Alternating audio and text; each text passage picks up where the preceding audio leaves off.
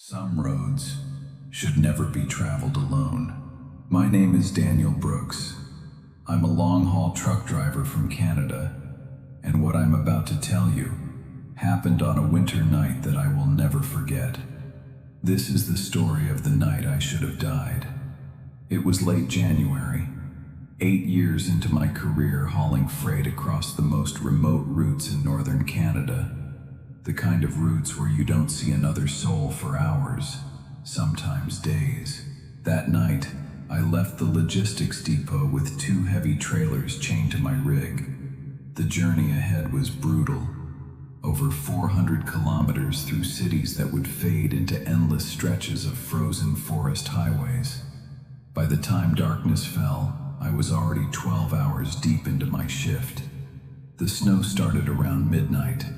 First, just a few flakes dancing in my headlights. Then, a full blizzard. The kind that erases the line between road and wilderness.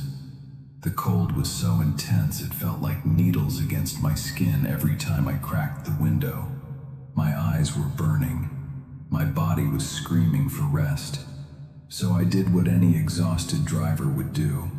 I pulled off into a clearing, deep in the forest, surrounded by nothing but snow-covered pines and silence.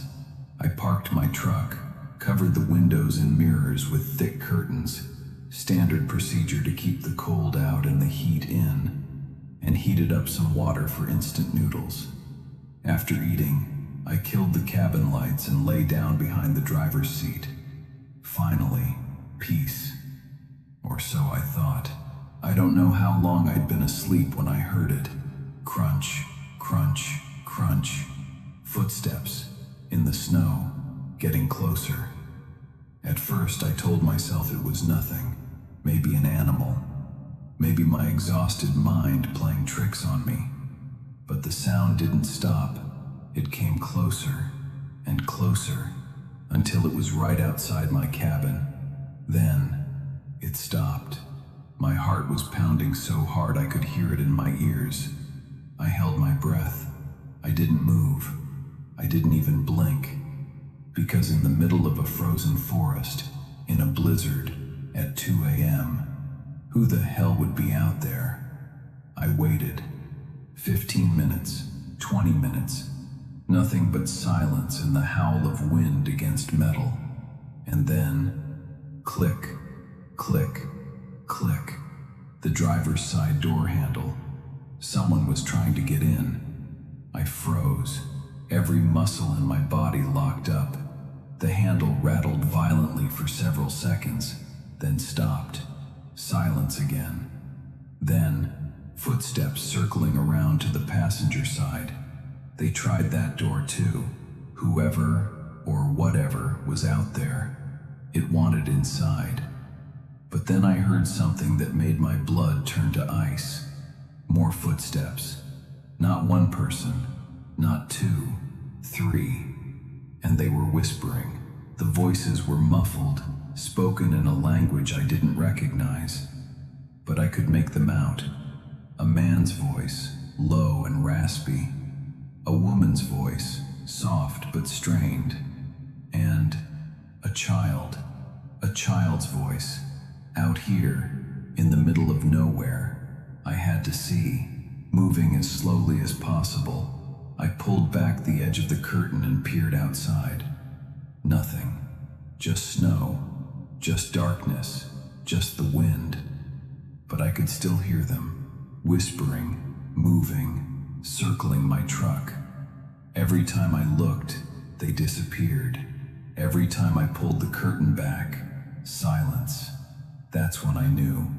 I had to get out of there. I jumped into the driver's seat, ripped the curtain aside, and slammed my hand on the ignition. The engine roared to life. The headlights flooded the clearing, and that's when I saw them, standing maybe 30 meters away. 3 figures, a man, a woman, a child. But their faces weren't human. They looked like rotting corpses, skin peeling, eyes hollow and sunken, mouths hanging open, dried blood caked across their cheeks. and they were staring right at me. I slammed the accelerator. The truck lurched forward and immediately got stuck in the snow. No, no, no, no, no. The wheels spun uselessly. The figure started walking toward me, slowly, deliberately. I stomped the gas pedal. Come on, come on. The truck shuddered, rocked, and finally broke free. I tore out of that clearing like my life depended on it. Because it did. As I passed them, the child raised its small, decayed hand and waved. Just waved, like it was saying goodbye. I drove for maybe 10 minutes before hitting a patch of black ice. The truck spun out and slid off the road, wedging itself into a snowbank. Dead stuck. I grabbed my walkie-talkie and radioed my company base. They told me there was a small workshop about 5 kilometers down the road. I'd have to go on foot. So I geared up, heavy coat, gloves, flashlight, and stepped out into the frozen nightmare. The snow was knee-deep. The wind cut through me like glass, but I kept moving. That's when I saw them. Footprints, 3 sets, leading off the road, into the woods. I don't know why I followed them. Curiosity, fear, stupidity, but I did. The prints led me to an old house, abandoned, half collapsed. But inside, there was a fire burning. I approached slowly. The door was already open. I stepped inside. The house was a wreck, furniture overturned, wallpaper peeling, floorboards rotting. But the fire in the hearth was fresh. Someone had been here recently. I moved from room to room, my flashlight cutting through the dark. And then my walkie-talkie crackled. Outside, a dog started barking, aggressive, close. I panicked and ducked into a small storage room, pressing myself into the shadows. Moments later, I heard them. Footsteps, inside the house. The man, the woman, the child. They moved slowly, sniffing the air, searching. They were hunting me. I could hear them getting closer, closer. My heart was slamming against my ribs. I couldn't breathe. Above me, I spotted a small window. Without thinking, I smashed it open, pulled myself through, and dropped into the snow outside. And I ran. I ran until my lungs burned, until my legs gave out, until I couldn't hear them anymore. Eventually, I stumbled onto the main road and found the workshop. A small group of locals took me in, gave me hot coffee, and listened to my story. When I finished, one of the older men looked at me with a grim expression.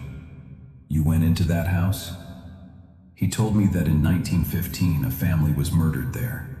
A man, his wife, and their young son. Bandits had broken in during a snowstorm, tortured them for valuables, and left their bodies to rot. Since then, dozens of truck drivers had reported seeing 3 figures on that stretch of highway. Always in the winter, always in the snow, always looking for help, or maybe looking for someone to join them. The locals helped me free my truck and I finished my route, but I've never driven that highway again. And I've never forgotten the image of that little child, standing in the snow, with a face like death, waving goodbye. Some roads should never be traveled alone, and some things should never be seen. If you've experienced something like this, share your story in the comments below. And remember, sometimes the dead don't rest, they wait.